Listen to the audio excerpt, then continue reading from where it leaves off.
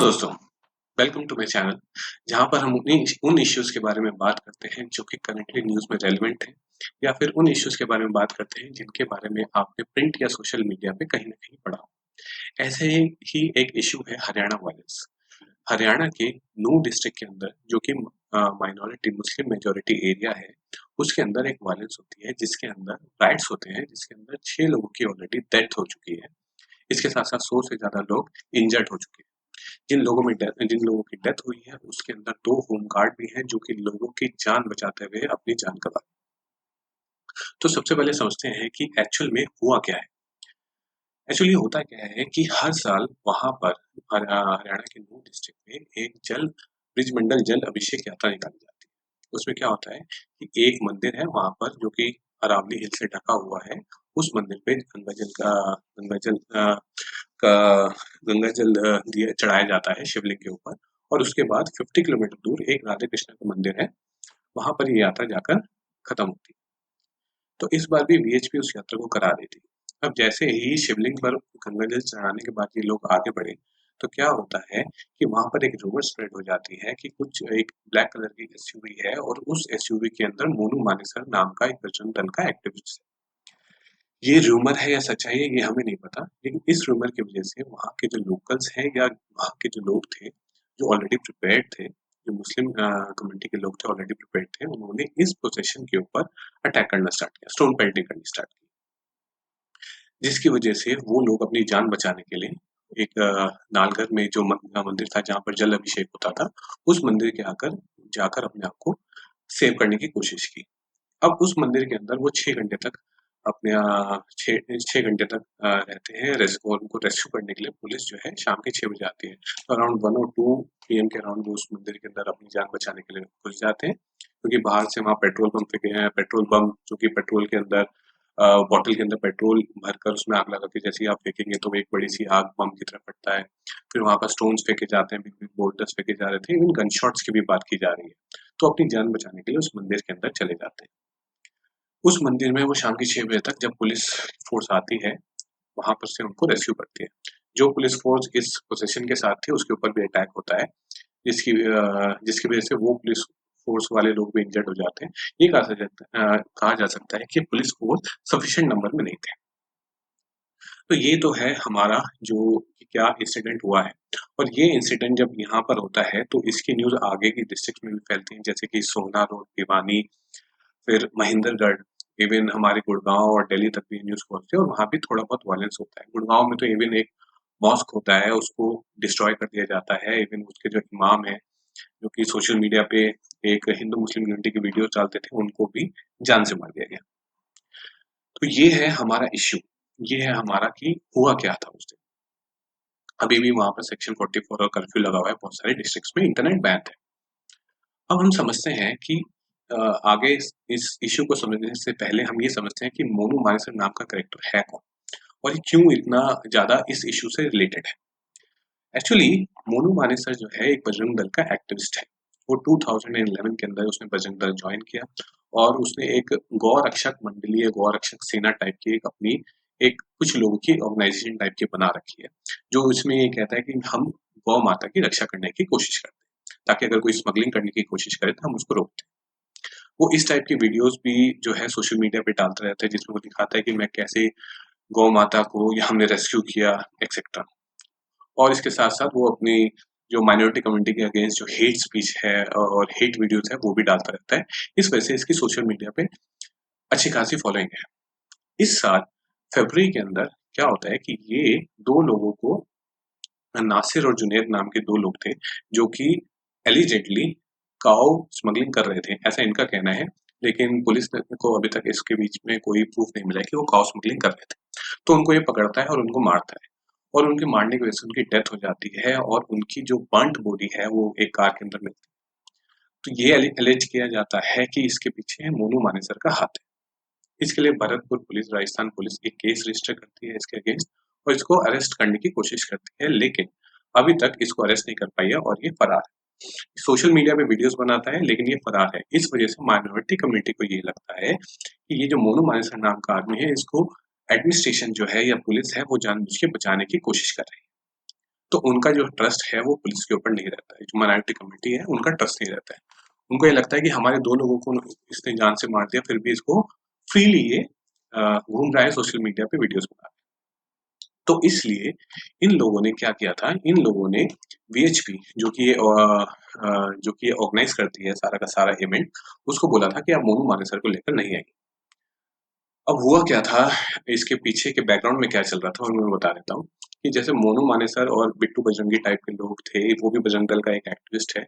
ये लोग एक एक तरह की वीडियोस डाल रहे थे, एक दूसरी कम्युनिटी को चैलेंज कर रहे थे कि हम तो आएंगे, कि हम तो आएंगे, हम तुम्हारे एरिया में आएंगे और तुम्हारे एरिया के अंदर से ही शोभा यात्रा निकलेगी एक्सेट्रा। तो सोशल मीडिया पे एक बहुत अच्छे लेवल का हेट कैंपेन चल रहा था। एक साइड से वीडियो बनती थी, दूसरी साइड से वीडियो बनती थी, इस तरह की चीजें चल रही थी। तो वहाँ के एडमिनिस्ट्रेशन को इतना आइडिया था कि यहाँ पर कुछ ना कुछ बुरा हो सकता है, इसलिए उन्होंने वीएचपी और जो मुस्लिम कम्युनिटी है उनके बीच में एक काइंड ऑफ कॉम्प्रोमाइज कराया था और ये कहा था कि मोनू मानेसर नहीं आना चाहिए इस यात्रा के। अब इस यात्रा का भी थोड़ा-सा बैकग्राउंड है कि हर साल होती है, लेकिन ये जो मंदिर है जिससे यात्रा एसोसिएटेड है, ये कहा जाता है कि महाभारत के टाइम के मंदिर है, मतलब पांडवों ने इनको बनाया था। तो वीएचपी ने 2018 से इस यात्रा को अपने हाथ में ले लिया। उनका ये कहना है कि हम उन मंदिर्स को रिवाइव करेंगे, जो कि महाभारत के एरा से रिलेटेड है या जिनका कुछ हिस्ट्री है। तो वीएचपी ने जब ये इवेंट अपने हाथ में लिया तो उसके पास रिसोर्सेज हैं, उसके पास सोशल मीडिया है, तो उन्होंने इस यात्रा को जो कि छोटे लेवल पर होती थी उसको एक बड़ा मास स्केल देने की कोशिश की। तो ऐसा ही हर साल जो है इसमें क्राउड बढ़ता जा रहा था। तो इस साल भी क्राउड भी बढ़ रहा था, इसके साथ साथ हेट कैंपेन चल रहा था दोनों साइड से। फिर लास्ट में क्या हुआ कि मोनू मानेसर ने खुद ने एक वीडियो बना के डाल दिया कि मैं आने वाला हूँ इस यात्रा के अंदर। अब वीएचपी को उसने बोला है कि मैं नहीं आने वाला हूँ, सोशल मीडिया पे डाल रहा है कि मैं आने वाला हूँ। अब हो सकता है वो आउट ऑफ ईगो उसने ये वीडियो नहीं बनाया कि नहीं मैं नहीं आने वाला हूँ। तो इस वजह से मुस्लिम्स को ये लगने लगा कि ये हम हमारे साथ जो है झूठ झूठ बोल रहे हैं और ये मोनू मानेसर इस यात्रा के अंदर आने वाला है। तो वो ऑलरेडी प्रिपेयर्ड थे, मतलब कि ऐसा कहा जाता है कि उन्होंने स्टोन्स वगैरह और पेट्रोल बम वगैरह सब कुछ तैयार रख रखे थे कि अगर मोनू मानेसर वहां पर आएगा तो हम इस यात्रा के ऊपर अटैक करेंगे। अब होता है, एक रूमर स्प्रेड होती है कि वहां पर जब नालगढ़ में जल चलाने के बाद ये यात्रा आगे जाती है तो वहां पर 6 एसयूवीज आती हैं, उसमें एक ब्लैक कलर की एसयूवी है जिसमें रूमर स्प्रेड हो गई, सच है झूठ है पता नहीं, कि मोनू मानेसर इस एसयूवी के अंदर है। उसके बाद इस रूमर स्प्रेड होने के बाद जो मुस्लिम कम्युनिटी के लोग हैं उन्होंने इस यात्रा के ऊपर अटैक करना स्टार्ट किया, स्टोन पेल्टिंग करनी स्टार्ट की, पेट्रोल बम फेंकने स्टार्ट किए, जिसकी वजह से जैसे कि मैंने आपको बताया कि ये लोग जाकर उस नालघर मंदिर के अंदर अपने आप को सेव करने की कोशिश की और उस मंदिर के अंदर चले गए ताकि अपने आप को सेव कर सके। इनके ऊपर अटैक होता रहा और उसके बाद जैसे कि मैंने आपको बताया कि और डिस्ट्रिक्ट्स के अंदर स्प्रेड हो गया। तो ये तो हो गया हमारा बैकग्राउंड कि क्या है, कौन है मोनू मानेसर और क्या सोशल मीडिया हेट कैंपेन चल रहा था जिसकी वजह से ये कंडीशन हुआ, जिसकी वजह से ये राइट्स हो गए। अब इसके बाद हम समझते हैं कि अ, इनके बीच में जनरली क्या जो है अंडरस्टैंडिंग है, हिंदू मुस्लिम यूनिटी जो है हरियाणा के अंदर, जनरल ट्रेंड क्या है उनके रिलेशंस के बीच में। एक्चुअल में हमेशा से इनके बीच में रिलेशन जो है एक कॉर्डियल रिलेशन रहे हैं हरियाणा के अंदर हिंदू मुस्लिम्स के अंदर, और नूह और मेवात एरिया जो है वो मुस्लिम मेजोरिटी एरिया है, बट एज सच कभी राइट्स की न्यूज बहुत बड़े स्केल पर कोई राइट्स हो ऐसा सुनने में नहीं आया है। लेकिन प्रॉब्लम क्या होती है, प्रॉब्लम ये होती है कि थोड़े टाइम से इनके बीच में इश्यूज आने स्टार्ट हो गए थे दोनों कम्युनिटीज के बीच में, हिंदू मुस्लिम के बीच में। जैसे कि ये लोग जुम्मा, जो मुस्लिम्स होते हैं जुम्मा की जो नमाज है वो पब्लिक प्लेसेस में करते थे अक्रॉस एक आई थिंक 116 प्लेसेस थे जहाँ पर ये अपनी जुम्मा की नमाज अदा करते थे। वो तो राइट विंग ऑर्गेनाइजेशंस ने और रेजिडेंट वेलफेयर ऑर्गेनाइजेशंस जो होती हैं, जो सोसाइटी की के लोग होते हैं, उन्होंने इस चीज के ऊपर ऑब्जेक्शन किया, जिसकी वजह से जो 116 प्लेसेस थी, ओपन प्लेसेस थी जहाँ पर ये जुम्मा की नमाज अदा करते थे, उस नंबर को घटा करके सिर्फ 6 कर दिया गया। इसके साथ साथ हरियाणा में ज्यादातर एरियाज में जब नवरात्रि होता है तो वहां पर जो मीट शॉप्स हैं उनको बंद करना स्टार्ट किया। इवन ट्यूसडेज को मीट शॉप्स नहीं ओपन हो सकती, तो उस चीज के लिए भी इन्होंने जो हमारी रेजिडेंट वेलफेयर ऑर्गेनाइजेशन एसोसिएशन होते हैं, उन्होंने ये प्रेशराइज किया और उनकी शॉप्स बंद होनी स्टार्ट हो गई।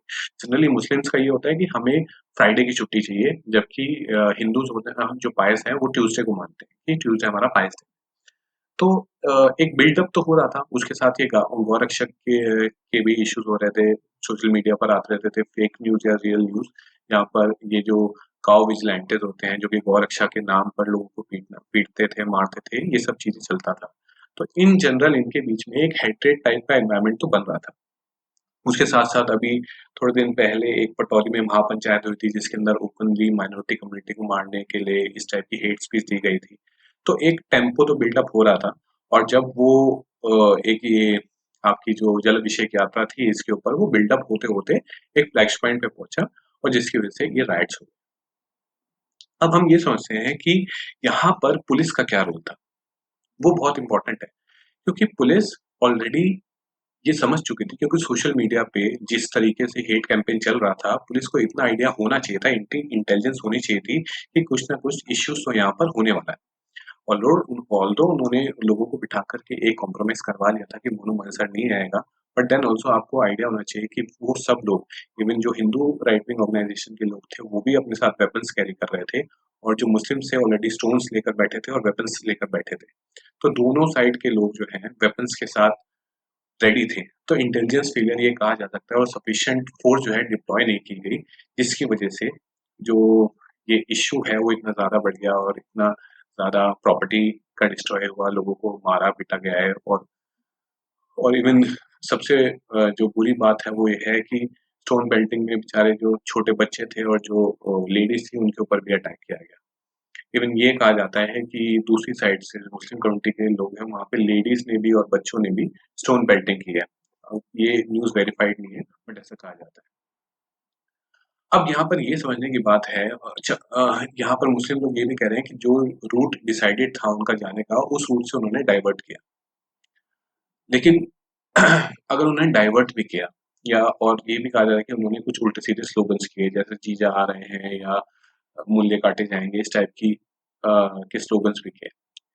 ये सब बात गलत है, लेकिन आपको ये समझना है कि ये बात कहाँ तक सही है कि आप किसी भी पोजीशन के ऊपर जिसके अंदर बच्चे और लेडीज भी हैं, उसके ऊपर स्टोन पेल्टिंग करने की कोशिश करें या करें। अ, ये तो कहीं कहीं से भी राइट नहीं होता, ये एक्चुअली एक ह्यूमैनिटी का इशू है।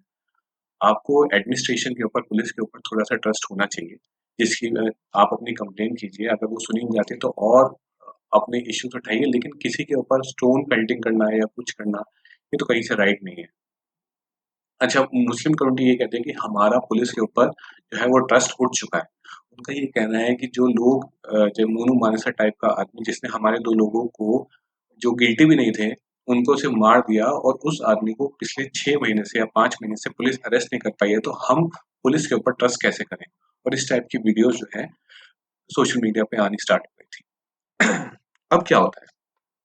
अब है कि जिन लोगों ने, जो नूह के लोग हैं, वहाँ पर 250 जो शैंटीज़ हैं या घर हैं, उनको बुलडोज़र ने डिस्ट्रॉय कर दिया है। जैसा कि हमारे यहाँ एक जस्टिस का नया ट्रेंड चल चुका है। अब आप एक बात सोचिए,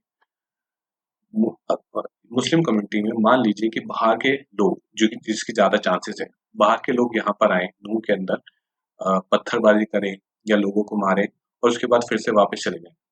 और घर किसके तोड़े जा रहे हैं? नूह के लोगों के। तो ये कहाँ तक राइट है? तो एक कहीं से भी सेंस ऑफ जस्टिस लगता नहीं है।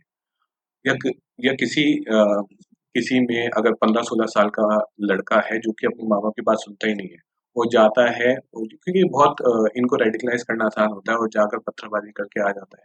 उसके बाद उनका घर तोड़ा जाए, ये कहाँ तक सही है?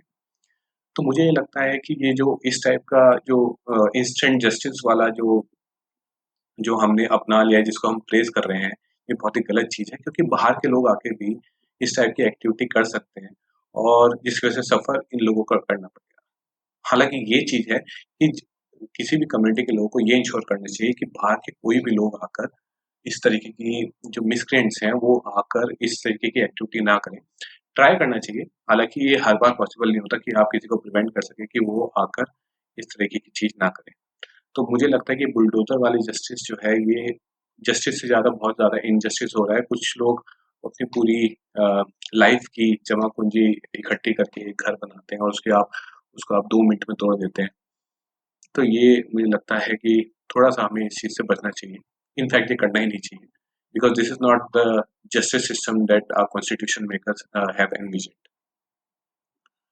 इसके साथ हमें गुड़गांव तक ये जो वायलेंस है पहुंच गया है, गुड़गांव दिल्ली तक ये वायलेंस पहुंच गया है। अब हमारा इंडिया जो है, इंडिया में बैंगलोर और बैंगलोर मुंबई के बाद गुड़गांव जो है वो सबसे ज्यादा हाईएस्ट एफडीआई वाली जगह है। अब इस टाइप की एक्टिविटी इस बार तो चलिए गुड़गांव के अंदर उस स्केल की वायलेंस नहीं हुई। मान लीजिए ये वायलेंस बढ़ जाती और गुड़गांव में के लोगों के ऊपर अटैक किया जाता, तो क्या इमेज रह जाती इंडिया की, और क्या हम इकोनॉमिक डेवलपमेंट ग्लोबल लीडर का अपना जो क्लेम है उसको हम कैसे डिफेंड, कितना एम्बेरसिंग होता है। तो हमें ये भी सोचना चाहिए कि इस तरीके की एक्टिविटीज की वजह से हमारी इंटरनेशनल इमेज कैसे खराब होती है। एंड में यही है कि इंडिया जो है डाइवर्स कल्चर, इनके साथ डाइवर्सिटी है, मल्टीपल रिलीजियस लोग रहते हैं।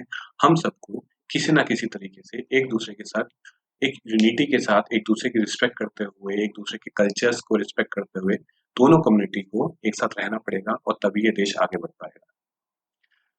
अगर आप ऐसी और एजुकेशनल वीडियो देखना चाहते हैं, करंट अफेयर्स की वीडियो देखना चाहते हैं, तो do like and subscribe to my channel. Thank you.